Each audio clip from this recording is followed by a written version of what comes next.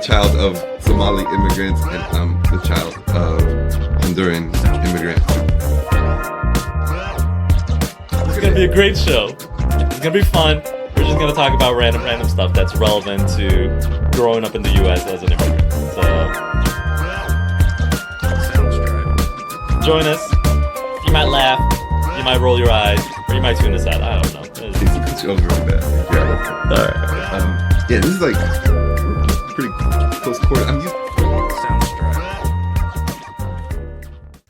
Hey, thanks so much for tuning in. This show is sponsored by our business, Mosaic Capital Group, where we focus a lot on investing in real estate and offering opportunities for you to invest alongside of us on those real estate deals. If you're interested, we definitely welcome you to check us out. Yeah, and you can find us at mcgequity.com. Again, that's mcgequity.com. That's our website. You'll find tons of wonderful free resources there. Plus, you can reach out to us in terms of seeing new opportunities and various aspects of investing. So please check it out. There's some ebooks there that can also give you some great info. So check it out and join us. Hi, everyone. Welcome to You Are So Well Spoken. Today we have a special guest with us. She's right here. You can see her next to us if you're watching. Her name is Amina Shafi. She's one of my oldest friends. Mm-hmm. Both of our oldest friends. Yeah. You knew her first. That's yeah, true. that's true.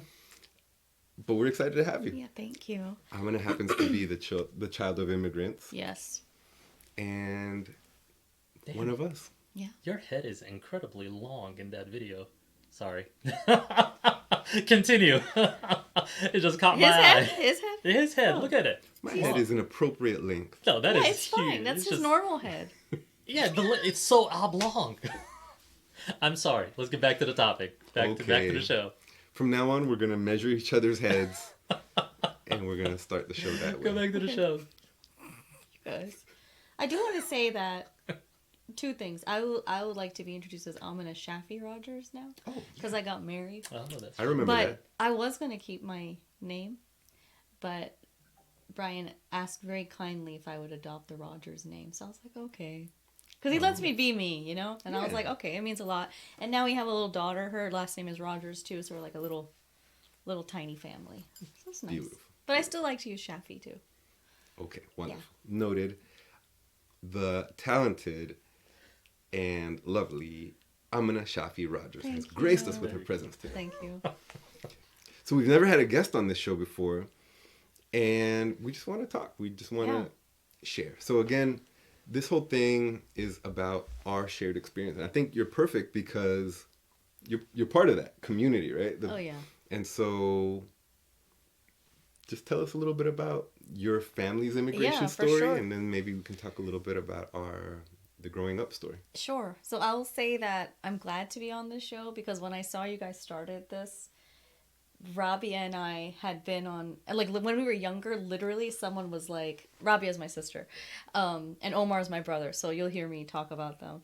So Rabia and I were in DC when we were young, because we live right near the Franconia, really close to Franconia Metro in Springfield, Virginia, and we were talking in English normally, and this guy turns around, he's an older white guy, goes, "You guys speak really good English," and we're like, "Thanks, you do too?"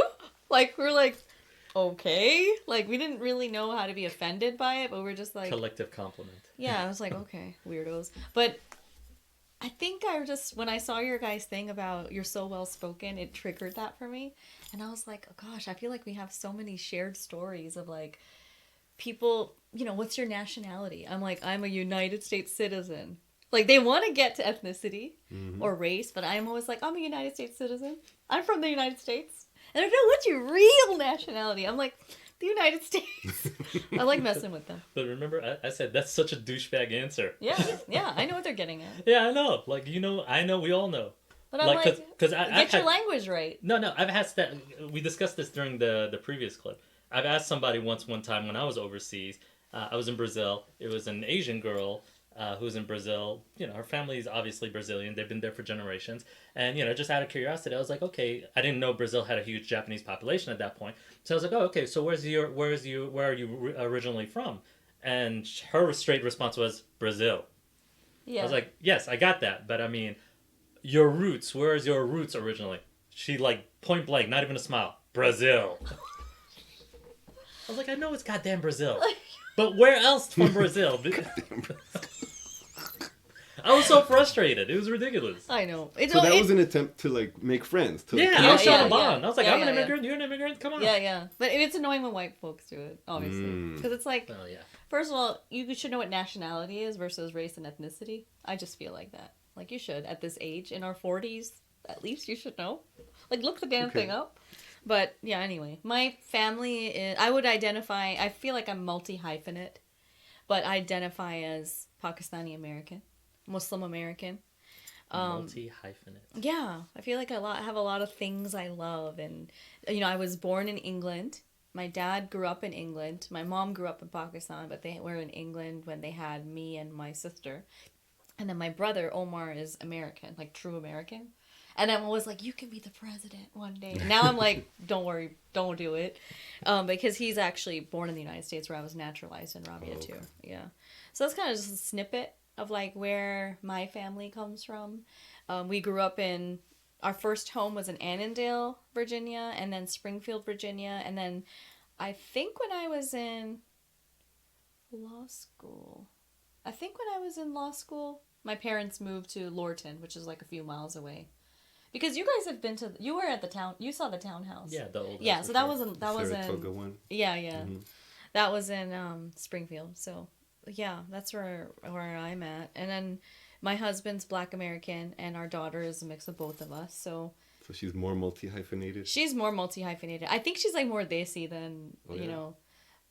American-y. Like today, she didn't want to Right, wear right. like a little outfit. Wait, define for people what Desi is. Oh, Desi is like for South our Asian. white viewers. Yeah, South Asian. It comes from the term Desh, which is like, means village. Oh, I didn't And know so that. like Bangladesh, and we say Desi, it kind of usually encompasses Indian, Pakistani, Sri Lankan, Bangladesh, like all the South Asian kind of countries. You know what? That like reminded me of a story from my childhood.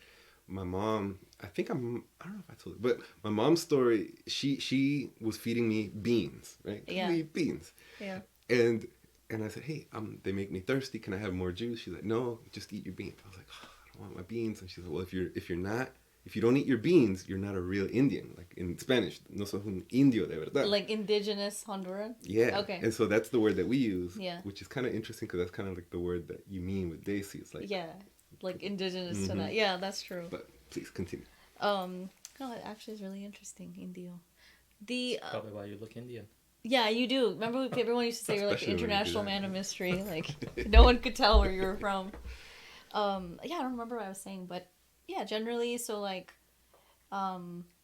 Yara's now, my daughter's like, she loves like creating her own outfits. Like today I was gonna put her in the little Nike thing with the little sweatpants and thing, and she's like, I don't want to wear that. I was like, okay, then go up and pick something. She came down with a dress and then her lenga, like the like a fancy bottom to a Pakistani dress, and she just came downstairs, and I was like, you like dressing up? She's like, yeah, I like picking my own outfits. And I was like, okay. So it's kind of fun seeing her come into her style, and she's mixing like both of our cultures, so it's kind of cool. It's a beautiful thing. Yeah, it's pretty dope. Yeah. Yeah. You reminded me of like your journeys around Northern Virginia, right? Yeah. I had a client as a realtor who was coming in from out of state. He was from Houston, and he just got like a remote job where he could live anywhere he wanted to in the country. And he said, oh, I want my kids. He's a Black American professional, an executive at a Fortune 500 company. He's like, I want my kids to grow up in Northern Virginia. I know that because of all the places he's lived that are diverse, right? Yeah. Houston's a very diverse city, but he said Houston is diverse, but it's segregated. There's Yeah. like the Vietnam place, there's the whatever, like all these different segregated parts of Houston. But Northern Virginia, in his experience, was the only part of the country that he had been to that was diverse and all mixed up. That's exactly right. And I feel like that's how Springfield was. It's like the United Nations. And I think a good microcosm of that is Brookfield Plaza in Springfield. Like is that Rolling Road? Yeah. And it's like, it's got the halal meat market, it's got the Hindu Indian store with the incense, it's got the Laotian tape house, the cassette house, it's got the Peruvian chicken, it's got everything, kebabs. Afghan kebab, Yeah. Mexican taco yeah, place. Tippy's tacos. I don't know how that place is still in. Wait, is that the one that's across from Yeah, the Taco Bamba. Taco Bamba? Yeah, Oh, okay, we okay. went to Tippy's Taco. I'm sorry, Tippy. I would not go back. I was like, what the heck? It's got a good name. I've always wanted to go there just because of the name. But it must But I've be never delicious to others. But the thing Well, is hold still. on. But there's no Mexican population really, like a large presence Yeah, we here. have more Salvadoran. Yeah, Peruvian, Honduran, obviously. Yeah, Honduran. Yeah, I didn't grow up with a lot of Mexican American friends, but yeah, it's like super diverse. I was telling Alex too, like my school was known for its diversity, and now it's John Lewis rather than Robert E. effing Lee, you know. And I even got my diploma changed. Did you? Yeah, I No got way. it. Yeah, my friend Millie like helped me did it as part of my birthday gift. It's really cool. So now it says John Lewis High School, and I'm like, yeah. It's still LHS is the best. Our rivals, you guys were our rivals. Yeah, we were. Yeah. We were the better school. Yes, we were. And so, like, my friends in high school, we had such a diverse group of friends that we were recognized for that in our school newspaper. So it was like Korean, Barbadian, Jewish, Bangladesh, Pakistani, Hungarian, Chinese American. It was like, that was just our friendship. We didn't think much about it, but we came up with this thing that we would call it, basically Christmas Eve and Hanukkah party we would do every year. And we just like make sure that we recognized all of our religions and our cultures. And we spent time growing up enjoying those things. Like I had goulash at my friend Melanie's house. My friend Richard would prepare ramyeon, like the nongshim, those Korean soups. He would like boil an egg for me. I just love that. Like I just cherish that about That's like growing up. Like our mutual friend Zara. She does Muslim Christmas at Does her she? house. Yeah. Oh, that's so nice. Yeah. Quick plug for Zara. She's a wedding planner, one of the best in the industry. That's So Zara awesome. Huck. Oh, she's doing wedding planning now? Yeah. Oh, that's awesome. She does like most of the Desi community. I thought weddings. she was at ACLU as an attorney. She is that too. Oh, that's great. She's got like 85 million jobs. Oh yeah, that's really good. Yeah, I like that. That's really awesome. Yeah. But Junie Affairs is her business That's if so you ever need a wedding cute. planner. Oh, that's awesome. But getting back to the topic that we started off with, or this podcast today is about, is the white barrier. How do you think that, considering our diverse experiences in this area with all of our multicultural friends and whatnot, why do we all seem to experience that? It's a phenomenon that we call the white barrier. First tell me what the white barrier is to Okay. Can I? Go I think that go was for the it. best example. Is like, so a few weeks ago, Aziz went to check out this property that we're interested in buying, and I said, Aziz, this broker, they have a bunch of good properties coming on the market all the time. Make friends with them, because then he can like help us. And he can make friends with anyone. Yeah, he's like the most charming guy. Yeah, Yeah, he is. And then so he went, walked the Debatable. property with the guy, and then he came back, and I said, okay, so how did it go? Like, yeah, who cares about the property? Like, did you make friends with the guy? And his response was white barrier all the way. Like, there's just something there. No, white barrier, right? He was like, nah. I mean, I actively tried. Like, I was trying to connect with him. I was trying to make some jokes. I was trying to ask about him and his life and how long he's been working in the industry and whatnot. But it was the most robotic, kind of like just blasé, barely any type of connection whatsoever. It's like, all right, we're on the clock. Let's just get this over with kind of interaction. It was so uncomfortable. It was deeply, deeply uncomfortable. You knew that was it? The white barrier? Yeah, because I've felt that before. I mean, he's felt it. We've all felt That's it. why we before. gave it the name. I mean, Yeah. at least the two of us have had the name. So, do you have a white barrier? I'll be honest. I think I have kind of reverse white barrier. Which What's that? to me it's like, I think like this has happened to my sister and I growing in our high school. Okay, after college and like we had our graduate programs. We had friends of all shades. Generally speaking, our white friends, whenever they would invite us to the party, Rabia and I would literally be the only brown people. Like literally, and like it was almost like Token. yeah, it was like. And is it bad in your experience, or is it like, are you comfortable We in got that role? bored. We got annoyed by it eventually. Like it literally happened, even in my like work LA didn't happen as much because it's another kind of diversity there. But when I got back here to DC after my stint in LA, I was like, why am I like the only brown? Me and Robbie are literally the only brown people. Actually, on the way to like one of these people's house, okay, literally we call them like Gwyneth and JFK or something because they were like, one looks like Gwyneth Paltrow and her husband looks like, oh no, he's like Hugh Grant. And anyway, we call them Gwyneth and her husband. Good looking people. I guess. And we went to her party. There was this tall Indian guy walking with a white girl to the party in front of us. Well, we didn't know he was going to the party. And I was like, hey, Rabia, Dick. Another Indian gori ke saath. Another Indian dude with a white girl. And he's like, he turns around and goes, I know what you said. And I was like, fuck. You forgot where you were. I was like, shit. And then me and Robbie were like, oh, hang back. And then he ended up going to the same freaking party, man. It was like embarrassing. But he was literally the third one. Like it was just us. And I think what has happened to me is like I've almost like embraced that like I can be the life of the party, the spark, the fun brown girl. And I've kind of like have that story about me. And so a part of me is just comfortable with it now. But I've tended to not, I haven't gone to parties in a while and gatherings where I am sort of the centered brown person. But I haven't had like much passive aggressive racism or barriers like that, to be honest. Like I've been definitely tokenized. And I honestly don't mind it sometimes because it sets me apart. Like, okay, I was with the direct retail, safe beauty company thing, you guys know. And I was one of the like few attorneys and brown women, South Asian women that was in there. And they, even though I was pretty low performer, I was like, okay, I was doing it much more passively because I had a full-time job.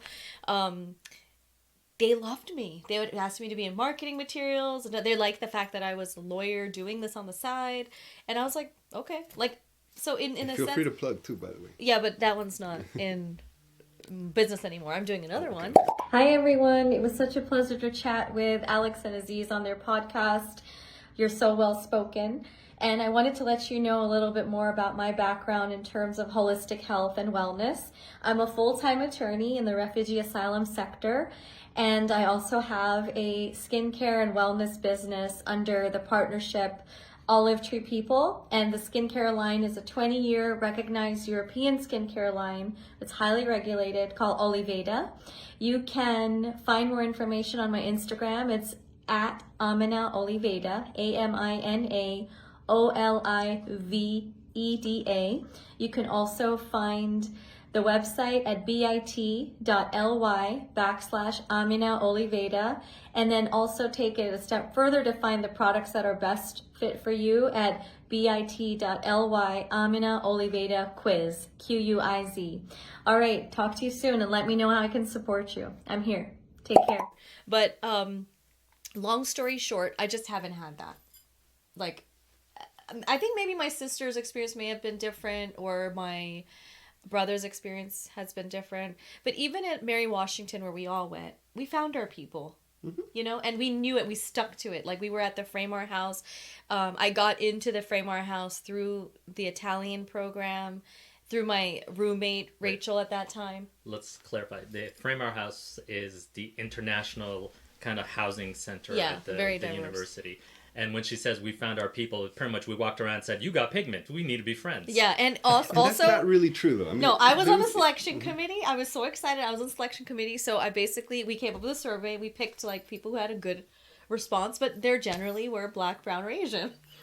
No, I don't think that's the case. I remember the house being pretty diverse. It was very diverse. There were white people as well. Yeah. I don't remember that. Okay, I went when I was there. It was, but then that generation with like Malimo and Johansson. Yeah, I guess all a that. few years later. When I was the last 2 years, it was super Katie, diverse. there was what's her name? Janet, and then Margaret. Forget her name. Anyway, but yeah, I don't remember honestly. I thought it was just all brown and blacks and Asians, which I loved. But I mean, even then, like I think it's important to clarify, right? The white barrier isn't that just like, hey, we can't make friends with white people, right? Because that's not the case at all. Like, well, I think that's where we need to differentiate, because there's the white barrier, and then we also mentioned before tokenization. Those are two separate things. That's true. And those are exclusive from just being like I have. It's not like we don't have white friends. I have white friends. You know. Me too. I feel Yeah. like that's a. It's like someone saying, "Yeah, I've got a black friend." Yeah, you. I got a black friend. I got a white friend. A couple. All right, a couple. More than one. All right. Love you guys. Love you guys. Gross. We're gonna get canceled. Maybe we should edit this whole Episode 3. thing. This They're whole great. thing is just over. But, Yeah. But in terms of the white barrier itself, that's a specific phenomenon that with certain groupings of white people that you just kind of find your... And I think I noticed it more so with white people that predominantly interact mostly with other white people. Because, like, our group of friends, like, our white friends are, like... They're very cultural. Yeah, they're very... diverse. Allies. Like, their circles are Yeah. very diverse. Yeah. So they can That's intermingle true. just fine. Yeah. But it's the ones that are exclusively, like, most of their social circles are just purely white. That's when there's that weird interaction, kind of like, I just can't bond with you, even though I'm actively trying. And then the tokenization is completely different. The tokenization, in my experience, has been like, they actively want to bond with you, and they're actually putting in the effort to try to bond with you, but it's in a really weird kind of fetishized kind of exotic way. Yeah, vacation. I think the best example of it was, I forget who, but I went to a wedding one time with somebody. I think it was Priya, so one of our friends. But we went to this wedding for her group of friends, and everyone was white. Everyone, except for me and her. She's Indian, and I'm black, obviously, and I'm sitting there surrounded by just an ocean of whiteness. And it was somewhere up far north, maybe upstate New York or something. And it was cool. Everyone was super friendly, but they were just kind of like fascinated by me because they heard that I was African, and then they automatically just started assuming the most exotic, fetishized image of Africa, to the point where it's like I just ran with it. At one point, I was just took on an accent. I pretended like I was an exchange God. student. Oh, he also did that in Turkey. Yeah, calm down. hold on, we're gonna talk about Calm down. accents. I'm very empathic. That's all it is. Damn it. Oh, man. So like I just ran with it, pretended that I was just straight off the boat. I think I even like blessed the bride's womb at one Oh point. my God, Aziz. I just went with it as far deep stereotype. What I even made up brand new stereotypes to go with it, and they were just fascinated. They were like, "Oh my goodness, this is such a cultural experience." Oh God, yeah. And they were like trying to explain to me the fundamentals of an American wedding to me. Oh my gosh. I was like, "This is amazing." So no goats. Oh my I was like, God. no. So I think that is an interesting point because Yeah. the difference there is you're a black man, but that's not the only thing about you. Right? Yeah, There's a right, bunch of things that are interesting and fascinating and charming and many flaws too, including your timeliness and things like that too, right? Or lack of timeliness. Yeah, exactly. Yeah. Thank you. Yes. Time is subjective. So there's a bunch of things about any one of us, and if the only thing that someone's interested is The ethnic identity. then it is a little bit weird. But then in terms of the white barrier, there's that. I think that's the thing is if, and so for me that was really liberating because I was telling Amina, I was like, before I used to carry the white barrier as it was my responsibility. I used to be like, oh, I can't make friends with this person who, for whatever reason would be a good person to connect with. They're a classmate or whatever, right? And I always felt like it was on me. And I remember I was in business school at that point, like maybe 2007, I discovered the website Stuff White People Like, which is a joke. It's a joke of a website, and it's Like, what's ironic. an example? I remember this one Like specifically. Bon Jovi or something? Kickball. It was Okay. Most Def, right? Like around that time. It's Okay. like, if a white person ever asks you who your favorite artist is, always say Most Def. They love that answer, and it's a joking website about that. I like Mos but I was Def. kind Me too. yeah. Apparently That back seemed then, that was the yeah. answer that Oh my God. made white people. Now it's probably Childish Gambino. I don't know. But the point is, like, Can't go I wrong with kind of that. read it in a serious way, right?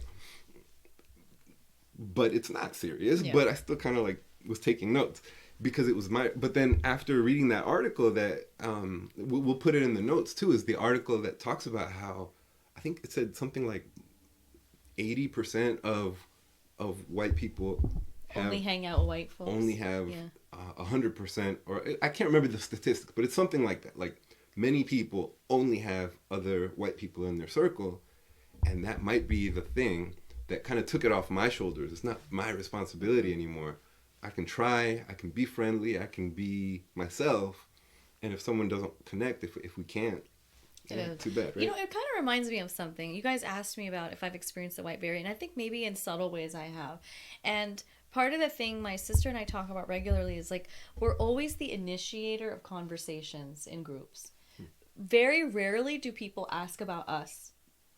And it's like it happens in both groups where there is like multiple ethnicities maybe represented and majority white, but like we are always the curious ones or the ones to break the ice. Like it's very rare where like someone approaches us like, so tell me about you. Like it's very rare. That's one thing, and I don't know if it's could be intrinsically linked to the white berry, but it's definitely happened in like white majority spaces with us. That's interesting to think about. Like now that I'm reflecting, yeah, we're like jovial, and we're like outgoing, Yeah. and we know people, we like to like connect with people. I mean, We're just like, if we sit somewhere though, like I will always end up being the first person to be like, hey, so what's your name? They'll be like, Okay, so switch over a bit. I think you're out of frame. all right. Yeah, this is like we're pretty close quarters. I'm used to having all this space by myself and not being around humans, and all of a sudden, I used to be a touchy-feely person, and that was very uncomfortable for me. Like,